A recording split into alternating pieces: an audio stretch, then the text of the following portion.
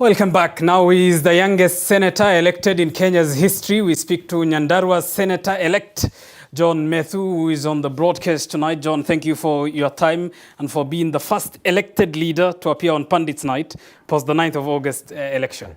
Thank you very much, Abakar. I feel nice to be here. It's my first time to be on this show, and I'm hoping it will not be the last time. Absolutely it is the first of the many shows that will be here.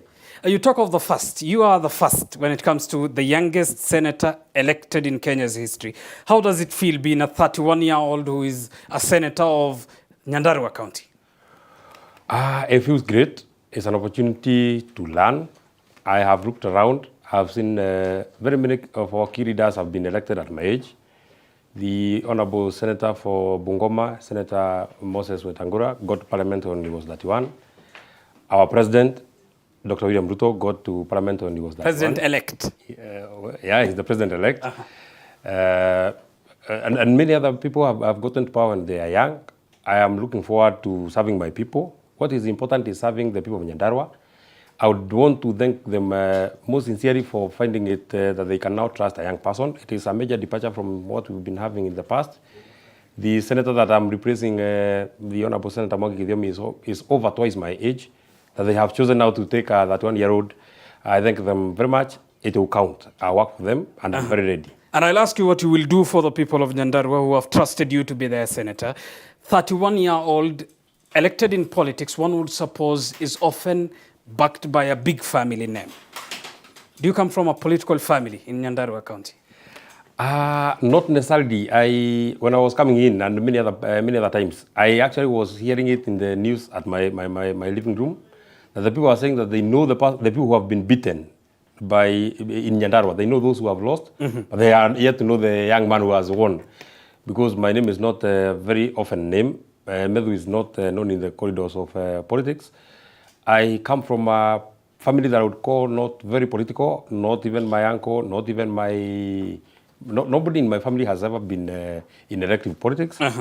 I think the closest that we ever came is by my distant cousin who was a chief.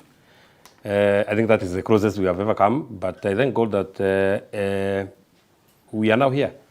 And you are also a political science student at the University of Nairobi. How much did that have in your background of wanting to vie for this position? I have a degree, a Bachelor of Arts in Political Science and Economics from Pwani University. I went to the premier university on the coast. And I would say that I was first called to take a Bachelor of Commerce degree, but I chose to take Political Science. For reasons I cannot really be able to explain, I thought that I have been an ardent follower of key politicians in Kenya. In my small cubicle in a place called Jambini, where I come from, I have listed many politicians that I have been looking up to, the people that I would want to take after. When I went to the university, I also broke the glass ceiling. I became a deputy speaker of the Student Congress when I was a first year. It was again a first. I then became the first from my Mount Kenya to ever hold the finance docket of the university. Then when I was a fourth year, I ran for the position of Senator of Nyandarua. This was my second time of running. In 2017, I ran. I was a fairly young person. I didn't have anything. People were fundraising to even pay my nomination fee. So I thank God that we ran then. We may not have won the war then, but we won the battle. It is what built our resilience. It is what has brought us here. John, politics is regarded as a very expensive affair. How did a 31-year-old fund his campaign? Politics is expensive. I quite agree with you. Politics is expensive, but very cheap. If much of the money is used in a human resource, but if people are there and they are offering their own selves, I was getting my posters being pasted by people that I do not know. They just pick posters, they are pasting in their places. Out of goodwill? Out of goodwill, yes, because I had been able to sell my vision to the people, and they thought that I was best placed to be senator for Nyandarua. I would also say, secondly, I got a lot of support from my family, whatever support, because we were even, you look at the nomination fee that we were paying to the UDA party, which I ran on, was quite some amount of money. I had my own small saving. I thank my wife, Mama Florence Nyambura, that she allowed me to use our family resources to campaign. Politics is an affair that has a lot of uncertainties, but she allowed me to go and campaign. And that was that. I was getting John, money. You say you have used your own resources, however, not as big as you, of course, you paint a picture for. But have you been helped by someone? Many people have been supporting me, and especially the local people, not the big people that you would expect, not the people that will be sending you 50,000 or 100,000. There are people. I went to campaign in the Olkarau market, and the women of Olkarau fundraised for me. It should have been that I go and give them money. They fundraised and gave me 42,000 at the market. They were giving 200. So you're saying you're not being funded by a big businessman, in fact, to say that he needs something. Actually, as a matter of fact, I have always been referred to as a public project. I've been a public project. I've been funded by the public. You're not anyone's project. I'm not anybody. I'm the public's project. And they feel very happy that they pushed me this far. And that is why I'm feeling greatly indebted to them. I feel greatly indebted to them. I am very eager to start. I am waiting for my swearing in so that we can start working for my people. John, you are the youngest. This is after the former Nandi senator was elected at the age of 32 in 2013. He's, of course, been re-elected as a second-term governor. What do you promise the young people of your county? As I promised them what I want to do to them, I would first want to encourage them that nothing is impossible. Just remain resilient. Just dream big. Dream of whatever you are doing, whatever business that you are engaging in. Just be determined, be disciplined, be hardworking. I also want to promise the young people of Nyandarua and to a very big extent, the people of Nyandarua, this responsibility that they have bestowed on me, because with the position of a senator, it is the second highest ranking in the county. I promise them that I will use my influence and power to safeguard their resources. That is principally why am I elected to serve them as senator. I'll be playing my oversight role to ensure that they get the money that we lobby from the national government will be used for the right purpose. That we are able to get medicine in hospitals, that we are able to get roads fixed. I am able to see that the governor uses the money that we have brought in the right way. I would also want to bring registrations that will touch on them. I have been elected from the side that has the majority of senators, that is the Kenya Kwanza side. And there are many policies that we want to pass as a government. We have promised the young people many things, among them jobs. And there is the legislative agenda that needs to pass in the Senate and in the National Assembly. I would want to promise the young people that legislative agenda. I'll be there, I'll be their champion. I'll be their ambassador. I'll be there to even champion about the issues that affect our county. Our county is unique. Whatever you took today, I can be able to predict that 70% of what you've taken today comes from Nyandarua. We are the major producers of potatoes, we are the major producers of milk, major producer of cabbages, carrots, and all majority of the horticultural products that you've been taking here in Nairobi. You say your county is unique. It's unique also because the last 5 years we saw infights between the governor and the speaker of that county who was seeking the governorship but didn't get that position. There were infights between the executive and the local county assembly. You are the senator, if sworn in, and I suppose you're not facing a petition at any court. How do you intend to solve what was a crisis for the last 5 years? I confirm that there's no petition in court challenging my win, because I would wonder how a person would challenge a person who has beaten him with 5 times his votes. And I would wish to mention this about whatever you call the infights. Why there were those issues is that the county assembly was accusing the governor, the outgoing governor, of misuse of funds. And I think that is where the senator ought to have stepped in. That is where the senator comes in. Because the person who is the chief watchman of the county resources is the senator. So when there are issues of misuse of funds, the first person who should have been on the forefront in fighting corruption should have been the senator. So in essence, the local government or the county assembly should be coming as a second fiddle. The first gate man should have been the senator. Number 2, the senator is a main custodian of devolution. I would not have allowed, if I was the senator, I would have called both parties so that we can be able to see what we can do about that infighting.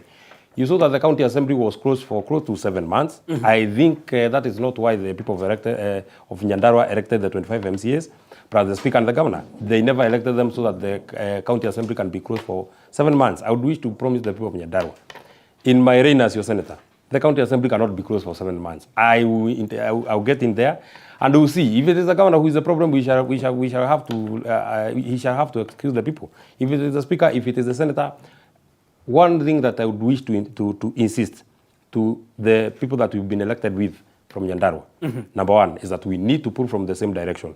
We need to go and lobby in government offices when we are together. Our unity will be our strength. And number two, we also need to respect the duties and responsibilities of each leader.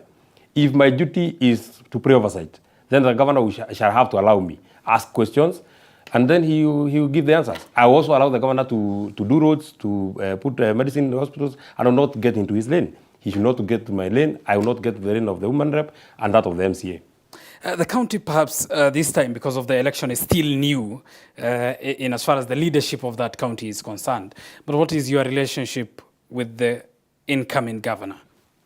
We've been elected with the governor of Nyandarua, Dr. Badisha, on the same party. We were campaigning on the same party.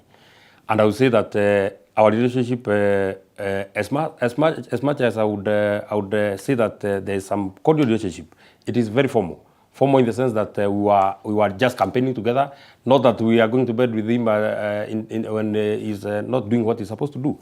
Our work is cut out. His work is cut out. In fact, I feel very honored that we are elected on the same party, and I was able to even hear the promises that he has made to the people. Part of my oversight will be to follow up and see that those promises that he has made, he has fulfilled them. All right. A 31-year-old, many will suppose, will be urged by community to seek either a member of county assembly or even seek a nomination in the National Assembly. Why the Senate? I am not sure I would have a direct answer why I chose the Senate. I just felt that I need to serve the people of Nyandarua in its entirety. But I would not say that I was not persuaded to go for other positions. In fact, people who are very, very close to me persuaded me to run for the position of MCA, not because they did not think I cannot win, but because they were compassionate. They did not want me to lose that big seat. They thought, we can start with this small one, then we can go all the way up. But I thought I had other ideas. I knew that I would convince my people. And surely we are here.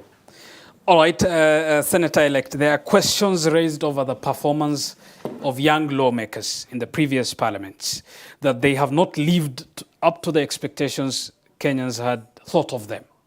There are quite who have done well, and there are quite who many are faulting. What surety is there that the young, fresh, new crop, such as yours, will deliver on their promises? I have promised, and I was campaigning on the promise of telling the people of Nyandarua. Advantages of electing a young person. One is that I'm very energetic. I'm very eager to learn, and I'll be able to even catch up with the happenings of the world. The modern world is dynamic. It's dynamic, and even as we say, there are lawmakers who have not lived up to the bill. There are those who have been re-elected, and they have quite performed. They are seen to be doing very well. From our region, we have the likes of Irungo Kangata, we have the likes of Dindi Nyoro, we have the likes of Murukomen, and many others that we can mention on this show. And I'm spoiled of choices of the people that I want to take, whose steps I can be able to follow up. John, the very title of this discussion describes you as the David of Nyandarua, painting a biblical picture of a fight between David and Goliath. How easy or otherwise was it to clinch the seat you have clinched? In fact, I think the title was right. In the nominations, I ran against the incumbent senator, who was a member of parliament when I was born. He was a member of parliament in 1992. I was born in 1991. I was running against the former assistant minister of rock government. I was running against big people. I ran against eight who are almost twice my age, all of them. And of course, many people looked down on me, but I knew the votes are with the people. Just go talk to the people. Many people are saying that they have money. And I was telling them, go talk to the people. Money is not in the ballot boxes. What is there in the ballot boxes is votes. Go talk to the people and we'll give you votes. But money is a very integral part of Kenyan election, isn't it? From your own experience. It is, yes. Mm-hmm. It is, but not the only thing. That is just one aspect of the many aspects that matter. I'll give you an example. You saw that our competitors, even in the national platform, the Azimio side, their pockets were loaded. Our side was, we were just sending our vision to the people. Mm-hmm. And the people believed in our plan, and they voted for William Ruto. And when you say our side, I suppose you mean the UDA side? Yeah, the Kenya Kwanza side, yes. Uh-huh. Yes, yes. All right, we are talking of you vying for this position and ultimately winning. And if you look at the numbers, 158,000, the second, beating 7 other contestants, the incumbent, the outgoing rather, getting 18,000. Why did the people of Nyandarua believe in you? The people of Nyandarua believed not specifically in me. Mm-hmm. They believed in the vision that I have for my county. Mm-hmm. I kept on telling our people, and I have given you that example, mm-hmm. that in this county of Nairobi, that we are in here today, mm-hmm. you bought your cabbage that you took at home at 50 shillings. Uh-huh. The farmer who is in Nyandarua sold it at 10 shillings. So it tells you that there is such a big letdown on the farmers of Nyandarua. Mm-hmm. There is such a big letdown on the agricultural sector of Nyandarua. These are things that we need to fix. These are the visions that I sold to my people. I kept on telling the young people, believe in one of you. I understand I have lived your problems, and I'll be able to offer solutions so that you're able to move forward. All right, you're watching the first segment of Pundit's Night. Time for us to take a short, quick break. Stay with us. We'll be back with the final part of this discussion after this break.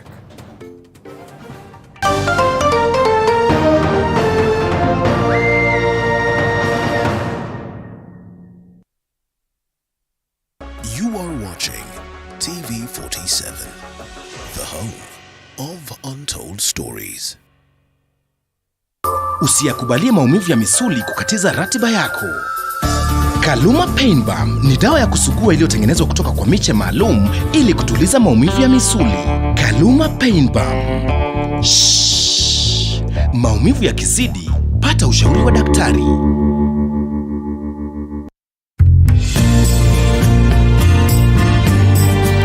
Disability can make it more difficult for a person to do certain activities or effectively interact with the world around them. I went to very many radio stations and TV stations, and wengine waliogopa kuniambia. But here on Beyond the Limit, we talk to those who have taken a chance and are able to navigate the world around them. Mimi ni cyclist. Success na challenges ni kitu moja. Join Muthoni Maina as she listens to stories of those who have gone beyond their limit every Saturday at 7:30 p.m. You're watching TV 47, the home of untold stories.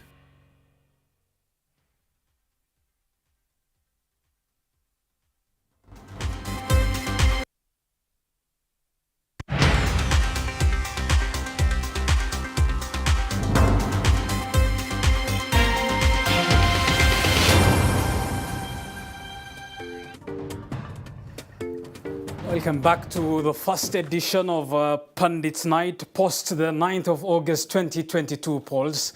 The first segment, I must say also tonight, and just a reminder of who is with us, is John Methu, who is the Senator-elect, Nyandarua County, the youngest senator elected in Kenya's history at the age of 31. John, for someone who is dreaming, a young person dreaming to join politics, how should they go about it? I would want to say this, not even for a young person, anybody who wants to join politics, it must come from your heart. It's something that you are pursuing from your heart. Do not get discouraged. There are many discouragements along the way, and it is a difficult affair. But if it is something that you have been dreaming about, something that is in you, you pursue it to the last minute. Number two, if you try once and you lose, come back again. We've seen members of parliament who are being elected on the 5th time, on the 7th time, on the whatever time. I lost in 2017. I never gave up. I came back. And number three, make the people believe in you. make the people believe that you are not just you are not just doing it like any other person. We had very many young people. You say make the people believe in you. How do the people believe in a young person who probably is talking of a position he has no experience for? You have no experience, but your job is cut out. Just go tell the people. Like I was telling the people, my work as your senator is to ensure that the money that I bring from Nairobi, because I will go to Nairobi, I'll lobby for resources from my county, from the equitable share, and once the money is here, I am promising you that I'll follow up to see that it is being used in the rightful purposes. Once you are able to, one, understand why you are running for that position, why you want to be MCA, tell them why you want to be MCA, what you think you can be able to do to change their lives, and finally be prayerful. I think I would not say that God has not been part of this journey. God has been truly been part of this journey. Once you get the favor from God, everything will be working in your favor. Everything will be working in your to your advantage. I was very discouraged by very many people not to run on the, to participate in the nomination, because people are saying nominations are difficult. Your votes will be stolen. And then I was telling them, the Bible says that if guards stay the whole night guarding the city, and the Lord is not guarding the city, they are doing it in vain. So I knew that even God will guard my votes. In many places, I didn't have agents. By the way, I need to confirm, in many places, I didn't have the agents because we have 776 polling stations. I will not have the money to have agents in 776 polling stations. But people who believed in me, they were in those stations. They were there the whole night guarding my votes at no pay. And yeah. John, you are coming to a bicameral parliament. Of course, Kenya's 2010 constitution created the National Assembly and the Senate. Two houses that have been blamed on some of the policy decisions and the laws they have formulated. How vibrant and interactive of laws should we expect from young people who have been elected like you? One is that I would say that from 2013, when we had the first Senate, it was, it was the first time that we were having, the bicameral parliament. So over the time, you've seen that initially people didn't understand. Actually, some people were saying that a senator is more powerful than the governor. A governor is more powerful than the what? A member of parliament, a member of the National Assembly is more powerful than the senator. But now over time, we've been able to assert ourselves as the Senate. And there are roles that have been specifically been designed for the Senate. And even in this 13th Parliament, we have a change of the standing orders, that we can have laws that will be passed by the National Assembly, and they will have to go to the Senate. There are those that will go to the Senate, and they will have to go to the National Assembly. There are those that those that we cannot be able to agree. We form a mediation committee. So in this 13th Parliament, that now will include the Senate and the National Assembly, we expect that there will be even more efficiency in getting the rules, and in having policies that are are modern, so that we do not need to reinvent the wheel or bring rules that are already overtaken by events. There is a bill that was brought by the Nyandarua senator in 2013. It was called the Potato Regulation Act. It was passed in the Senate. It has not even been passed in the National Assembly. And it is now already overtaken by events. So we need to have what is passed in the Senate, it is followed up so that it is passed in the National Assembly for the benefit of the country. Of course, you belong to the United Democratic Alliance, UDA, which is part of the larger Kenya Kwanza Alliance. But how independent, when it comes to decision-making and following your gut, would you be? I would first say that the most democratic party in the Republic of Kenya is UDA. It is the only one that went to... Based on what? It is the only party that went to, popular vote nominations. Every other party was dishing out certificate to, they are saying this, opinion poll, they are saying this. In fact, I think if I was in any other party, I would not be here. Because had I not been given an opportunity to run against the others, somebody would say, he's so young, he can wait until 2027, he can wait until that other time.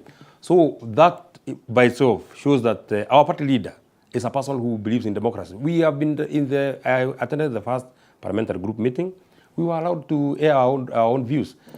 We are allowed to think. In our party, we are not cows of anybody. We are allowed to think. John, I'm sure many political party members will argue that they are allowed to think. Of course, you have a right to say that, given that you say you attended the first parliamentary group meeting of the Kenya Kwanza Alliance. As we finalize this, John, you will be sworn in I believe, among other senators.